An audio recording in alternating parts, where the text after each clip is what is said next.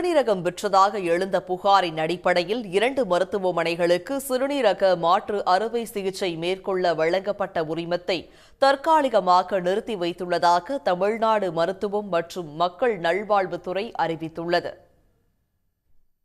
சிறுநீரகம் விற்றதாக எழுந்த புகாரின் அடிப்படையில் 2 மருத்துவமனைகளுக்கு சிறுநீரக மாற்று அறுவை சிகிச்சை மேற்கொள்ள வழங்கப்பட்ட உரிமத்தை தற்காலிகமாக நிறுத்தி வைத்துள்ளதாக தமிழ்நாடு மருத்துவம் மற்றும் மக்கள் நல்வாழ்வுத்துறை அறிவித்துள்ளது.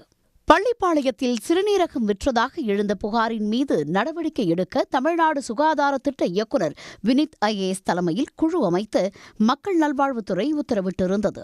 இது தொடர்பாக பெரம்பலூர் தனலட்சுமி ஸ்ரீனிவாசன் மருத்துவக் கல்லூரி மருத்துவமனை மற்றும் திருச்சி சிதார் மருத்துவமனையில் மருத்துவக் குழுவினர் ஆய்வு செய்து முதற்கட்ட விசாரணை அறிக்கையை தமிழ்நாடு அரசுக்கு வழங்கினர்.